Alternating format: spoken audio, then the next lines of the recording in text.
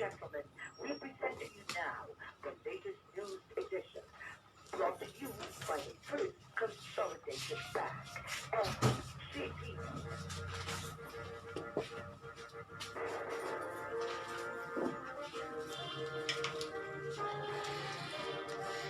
Friends, good afternoon from the newsroom of DYTR and the Bohol Tribune. We now bring you the latest edition of the news brought to you by FCP.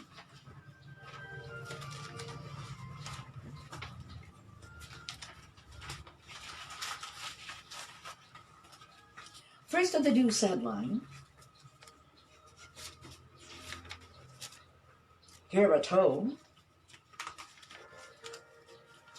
Ramiola takes cudgels against Abrenilia on alleged BIATF's inaction. Hagna Mayor Joseph Ramiola takes the cudgels of filing a case against Hagna Vice Mayor Theodore Abrenilia and wife Belinda for alleged violation of protocol amid the alleged inaction on the issue by the Bohol Interagency Task Force, otherwise known as the BIATF. Ramiola filed a case before the Ombudsman of the Visayas through the provincial prosecutor on March 9, 2021 for violation of Executive Order Number 54, Series of 2020, issued by Governor Artiap, specifically Section 5, Paragraph E of the said Executive Order.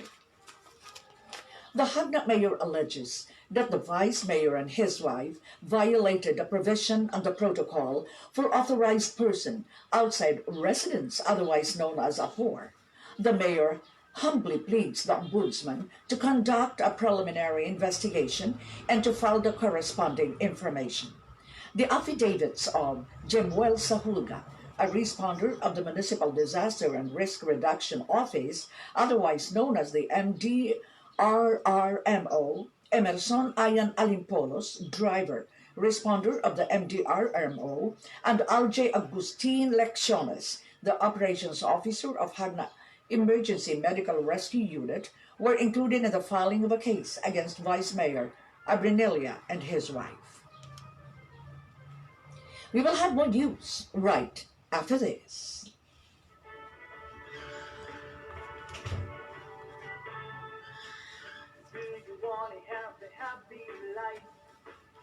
Sure you have it when we're by your side. You got the future is what matters most. Yes, you can say, Lord, we have TV. Only that's FTV. We are here to help you save and grow. Only that's FTV. Designed to make your life a joy. And to make you, the body deserves some commitment. We welcome you with a smile at FCB. Here's good news. First Consolidated Bank introduces its newest product, mobile banking, through FCB Pay. FCB Pay. It is safe, it is contactless, it is convenient. FCB Pay allows you to reduce the amount of cash you carry, pay for goods at a wide list of merchants, pay your bills from the comfort of your home, send funds to family for free, and easily monitor your FCB Peacock card, real-time balances anytime, anywhere. To register for FCB Pay, all you need is one valid ID and a smartphone. Go to your nearest FCB branch today. FCB Pay. Enjoy the convenience of mobile banking. FCB Pay.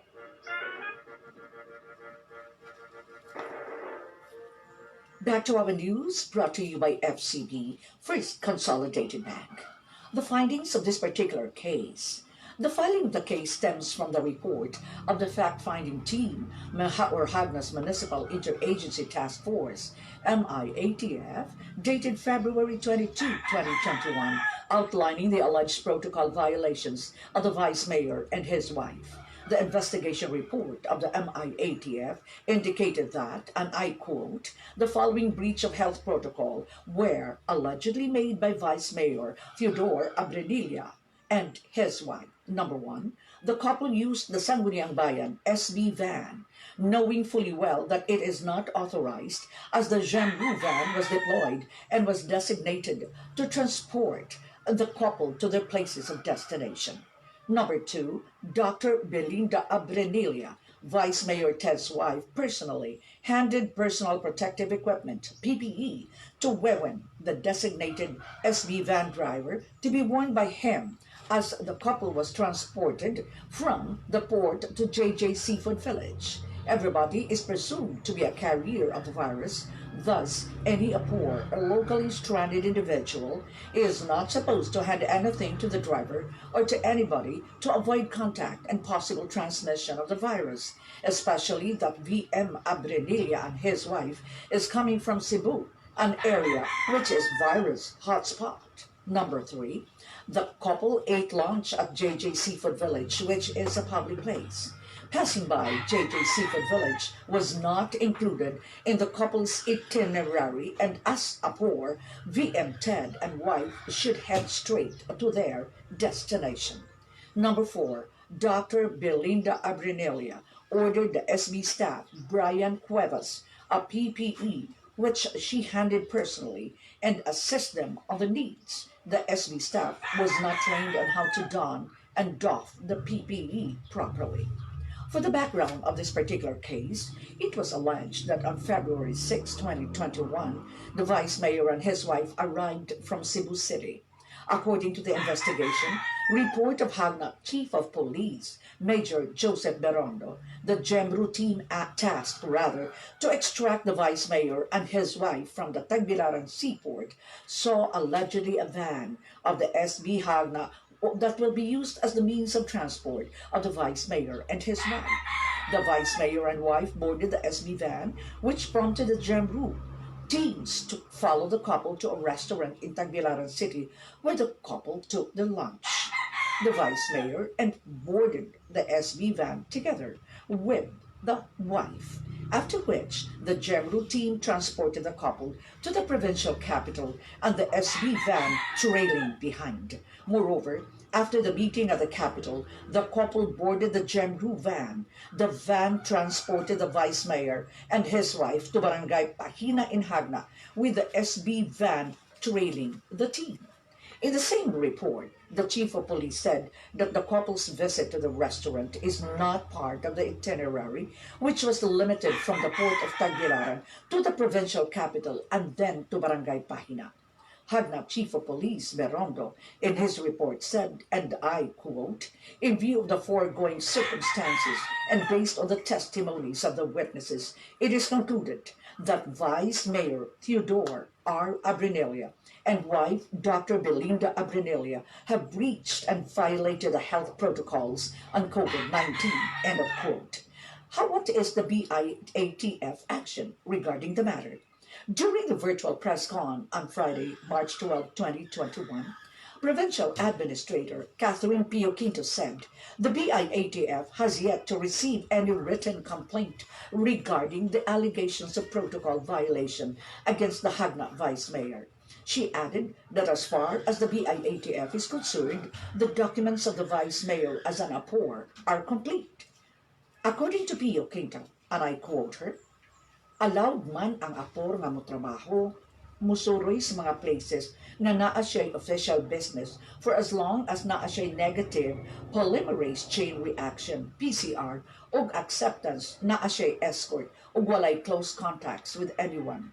End of quote, Pio Quinto said. There are some questions. Is it true? One of these questions is it true that the Vice Mayor, immediately after lunch, met personally with the Honorable Governor of the Province of Bohol? If that is so, is that not another violation of protocol set in front of us? Friends, we have just given you our latest edition of the news brought to you by FCB, First Consolidated Bank. On behalf of our broadcasters, attorney Greg Estrada, Mr. Dave Albarado, Mr. Chanti Batoy, Miss Gloria Ludovica Ines Araneta. This is your newscaster, ARDY ARANETA BATOY, who would now like to give you the teaser for our tutorial class on air, online. My dear friends, good afternoon once again. This is now our tutorial class. Like what I announced last time, we will not be handling anymore our tutorial class here in our studio. Instead, we have transferred it to our YouTube channel. That is why, if you try to flip this particular sheet here, you will find out that our YouTube channel now is ARDY ARANETA BATOY.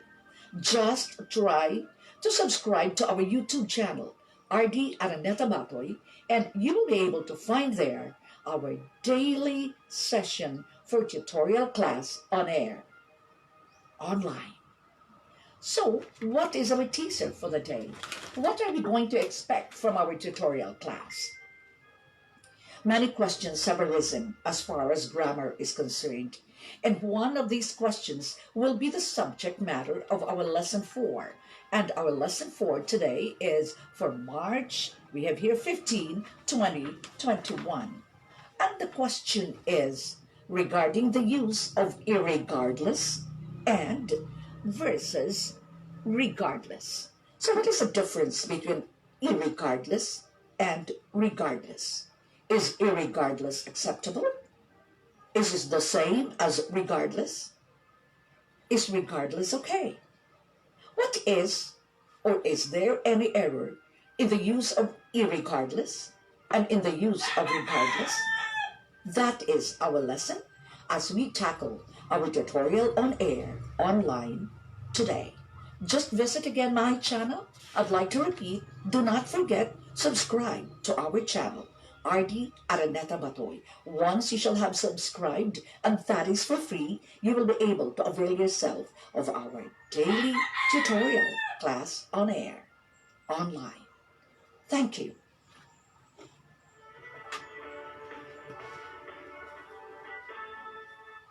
Do you want to have a happy life? Sure you'll have it when we're by your side. Your family's future is what matters most. Yes, you then say, Lord, we have TV. Only that TV. We are here to help you save and grow. Only that TV is trying to make your life a joy. And to make things sound to you. Everybody deserves without your listening. We welcome you with a smile at FCB.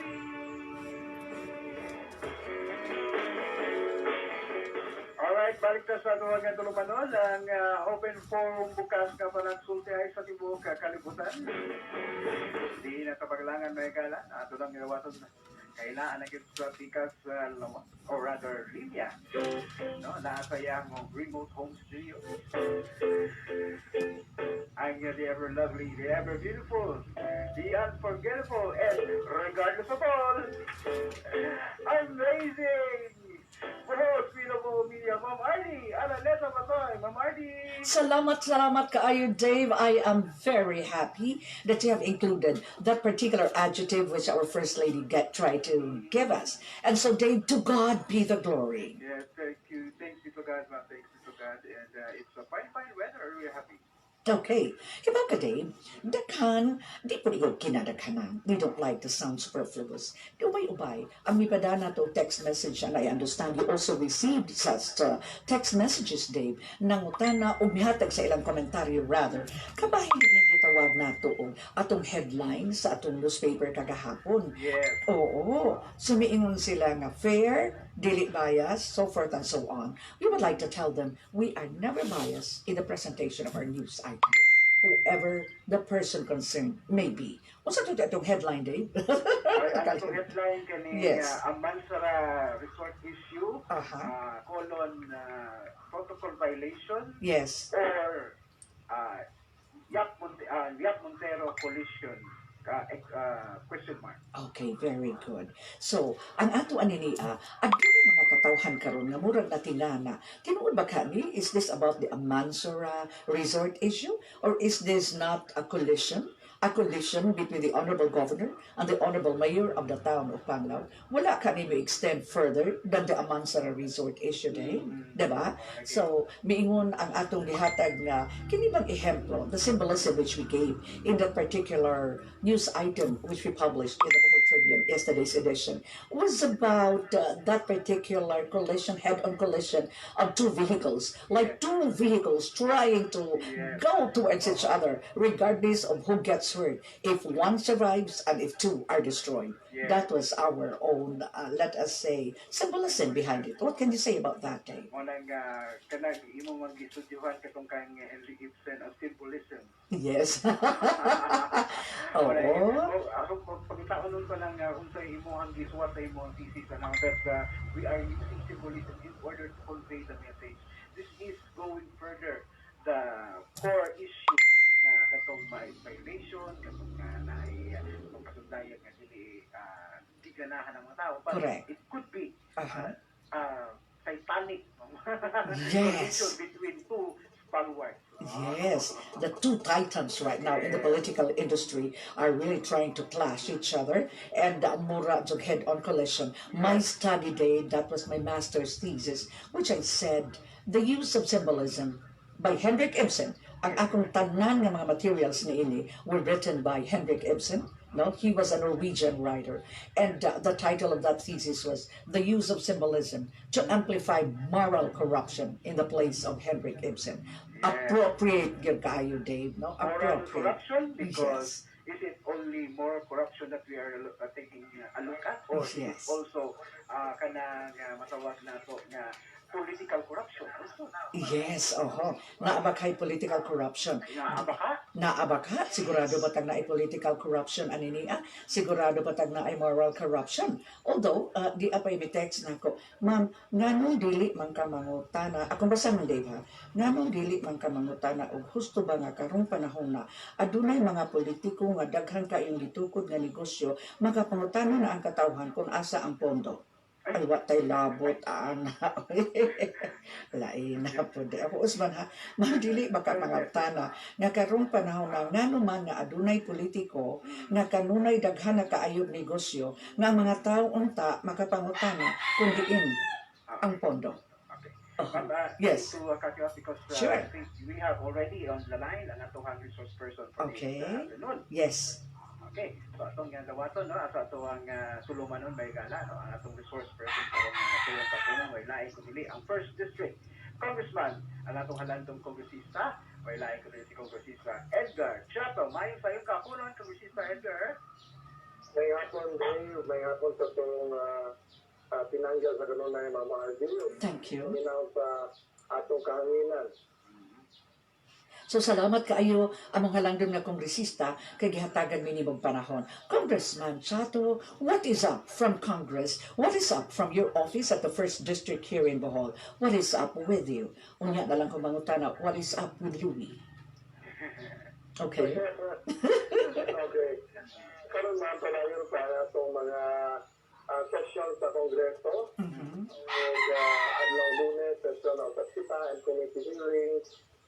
Martes, Miyerkules, padayon sa atong mga kalimukan pagsunod sa mga balaudnon nga atong gipasok sa Kongreso o pag-apil sa mga komitiba niini labi nagyot sa Committee on Climate Change at kita maoy nangamaan ug ang Hulbis ug Biyernes gigamit nato sa mga consultation sa atong mga nagkalain-lain nga lungsod. Yes. Bakit na ang pag-fulfill sa implementation of programs and projects na dipunduhan sa national government, whether this will include infrastructure or mga programa for the rehabilitation and recovery against the pandemic, or ang siguro nga ang mga relief support nga sa mga nakalalain sector, mayo pagkailuna sa mga ahensya na mga gibitangan sa mga kondo nini. So, in a nutshell, mo na ito mga hindi mo ma'am, padayon ka rin sinanahan. Mag-research mo sa by next week. Oh, okay. So, yes, Dave, your question, Dave. Well, ako lang nga pangutana no kabahin ani yung mga sa imong activities kongresista. I understand you have at least 2 pending bills filed with the House of Representatives kabahin ni sa pag rename as Governor Celestino Cañares Hospital and naming a street in Panglao. Is that correct? Yes. Ang atong bill na itong renaming Gagaris Hospital into a Gagaris Medical Center, gawin ang Celestino Gagaris Medical Center, priority na measure niya nato na ipasasa sa Committee on Health dito sa Kongreso. Ang importante nga with the expansion of our health facility, mahal ay sad nato, dili lang ang lang sa medical center, kay ako naman siya nga fasilidad, specialized care facility na kini o niya ako natagda ini ang pagka-training hospital niya din ang mga graduate sa training ngayon sila mga specialista on different specialized healthcare services. Abang lamang haon ay ngayon sa pandalanan nga mauna sa medical center. Kaya din ako yan ay pag-recognize na doon na tayo expansion sa campus ni sa Galaros nga na sa Quezon. So, expansion campus to be managed and run by one entity, one system, one head. Ang nagpanagan sa Galaros nga nasa Gilaran extension man ang campus maorig ako na ang organization na mag-manage nini. Kaya ginala ito sa Balaod ang kandigan sa mga staff na support sa Cortes. Labi na kay naatang mga equipment usab na apil sa proyekto. Diyan sa atong infrastructure na initial 1.5 billion na gisugdan ka rin sa lungsod sa Cortes, naapatang over 500 to 600 million na equipment na hopefully mag-build ni Tuiga para hindi kauman sa infrastructure 18 months from the groundbreaking. Hopefully by next year or middle of next year, maka-andar na, maka-function ng mga tambalanan with the equipment also delivered and that provided. So, overall na infrastructure, equipment, and personnel. Mga na sa tunod sa mga galang days. And how about katong imuhang laraw na panganlan ang usa ka strip of road paingon sa airport, kongresista? Yes, kung ano siya base, kami usan kalaka din ang namang po atong taga-recognition ang atong kanhi governor, ang kalingan nga governor na mauna pag-ilusga. Una yun nga naguna-una, may tungod sa pagbutang ng airport, gina sa lungsod sa Panglao. Si kanhi governor, the late governor Constancio CHATTO ang kalsada nga atong buong panginalman ni his honor kanang gitawag na sa airport road karon gikan sa intersection sa main Dawis sa Panglao Road pagtabong na sa airport proper hangtod sa Tawala. So, mauni sa mga 3 kilometers na tingali ni katapon na kalsada to name in honor of the late Governor Turalda. Needless to say, siya mo nagpag-sexualize. So, kinunhan nga nangipag-pondo para sa feasibility study ni Ini. Ang namalik sa mga yuta, kato ng mga governors nga ng sunod. Kaya ang pagpangita natin sa pondo, diyan na sa Torino as part of civil works implementation and inauguration. But I feel the man who conceptualized the idea should be given honor and recognition.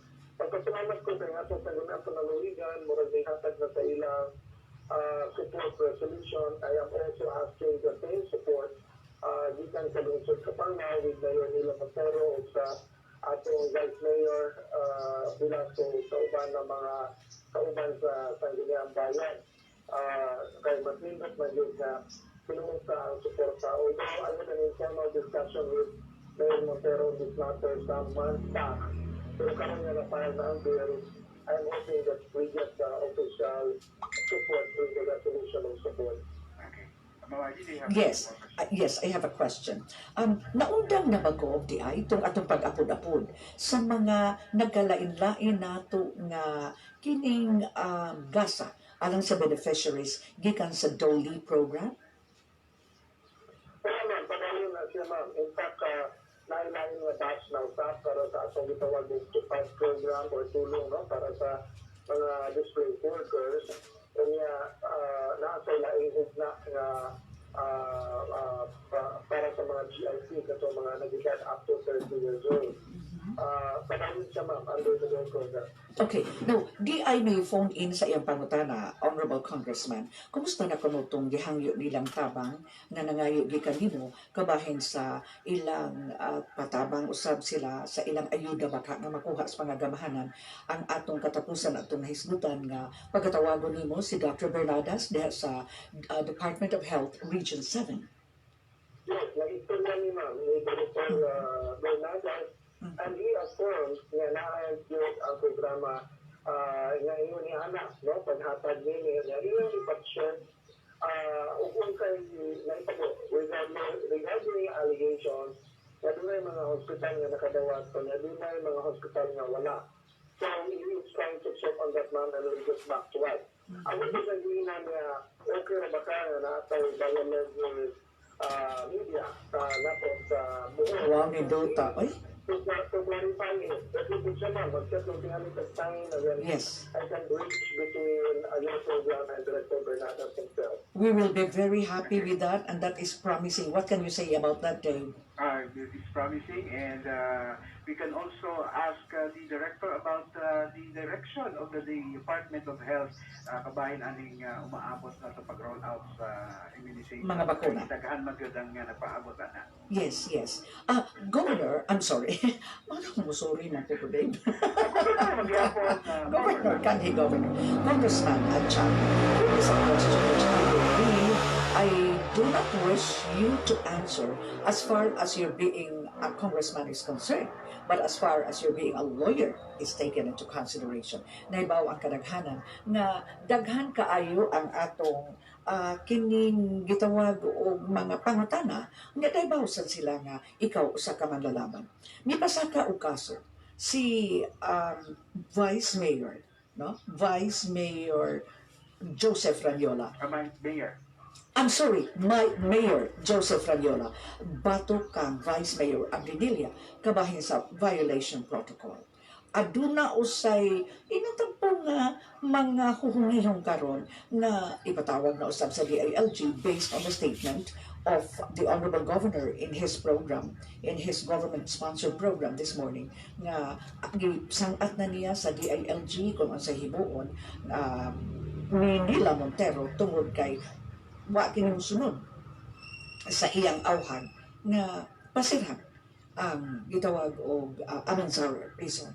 You as a lawyer, what is your stand about this? Political figures, titans in the political world, trying to more or less softly throw stones at one another. Ngayon tingali man, no? Dili lang kung delve into facts that I'm not privy of, no? So, lagi namin mga cases, for example, the mentioned part, Mayor Joseph Ranyola and the Vice Mayor, I have to be honest, wala ko kayo about sa facts niya na. That is used to define na ang kaso. I don't know where it is being filed, which particular court or unsa nga administrative body baka ano na jurisdiction nga gipailan ni Mayor Ranyola. But if it is answered, particularly on violations of the IATF regulations, naaman sa nakahanay diha og sa mga penalidad if proven. No? So, anak tingali ma'am kapita kung niabot na yun na siya sa husgado. But if it's ganito mga local officials nato, ma'am, na may gitawag nato o pamaagi para kung doon ay violations nga nahimo sa mga officials with our administrative violations or criminal violations, pwedeng mapagkaka, no? So, nakikatungod na mapagkaka, ibig sa bakit sa atong mga local officials. Of course,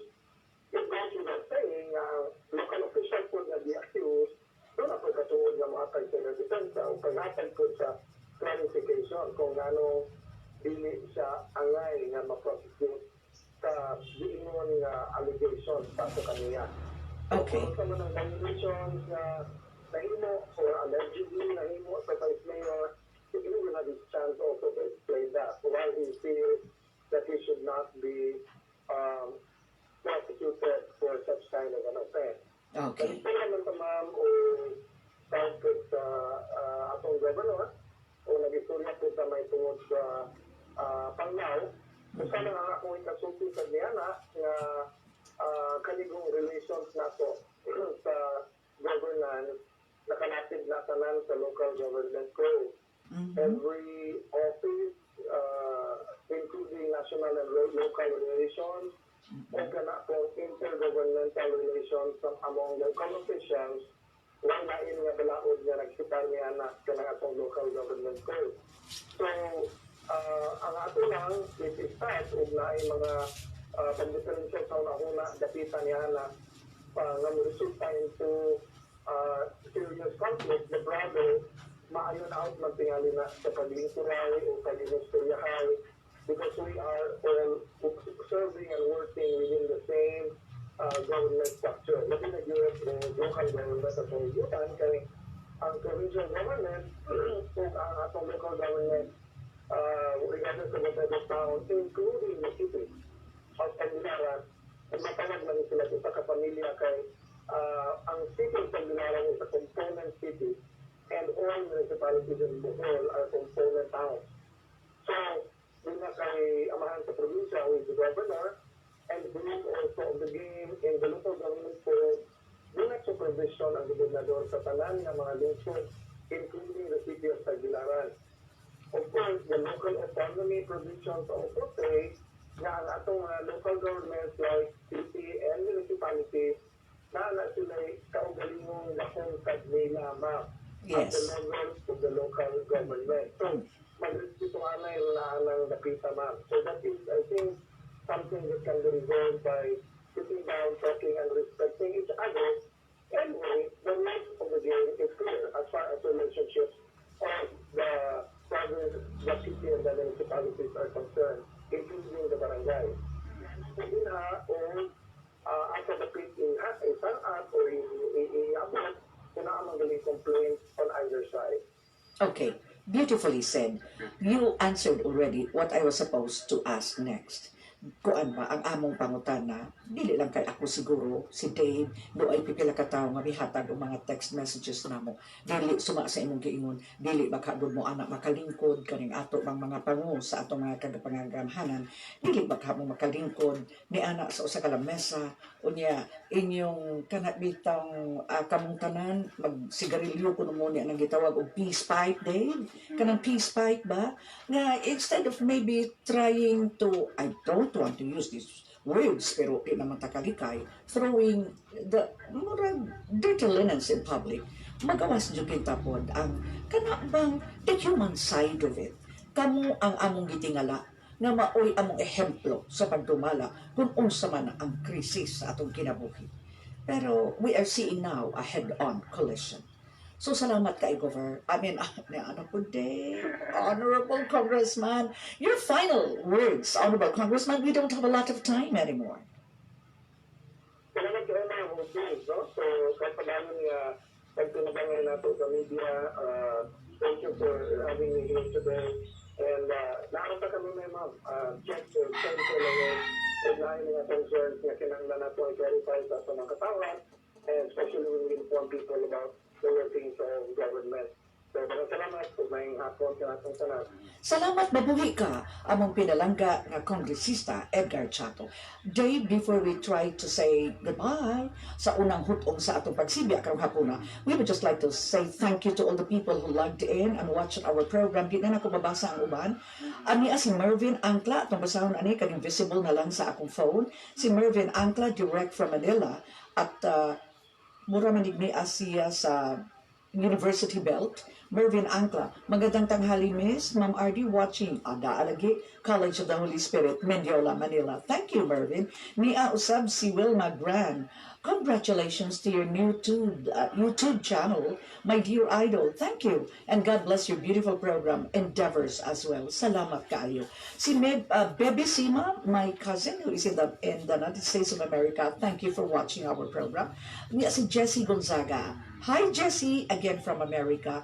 Ni ako si Presi Villamor atong pinalangga kaayo na kahigala si Gloria, former BM, si Gloria B. Wang Jimenez, a very beautiful wife of the mayor of San Isidro. Dave, atong pahibaon sila na we will not be discussing anymore our tutorial on air here, just as what we said last week, because we have transferred that already to our YouTube channel. And in order to avail yourself and yourselves of our YouTube channel, let us say streaming, we have here our own YouTube channel account, and this is ARDY ARANETA BATOY. You just subscribe to that, click that particular link, and you will be able to avail yourselves of our tutorial on air YouTube channel. Thank you from my end here, Dave. I'd like to say, do not leave our studio. You will be listening to our very own What's On in Panglao, immediately our program. After our program, pagkaman sa What's On in Panglao, babalik na sa Today sa atong newsmakers o baban pa. Take it over, Dave. Okay, thank you very much.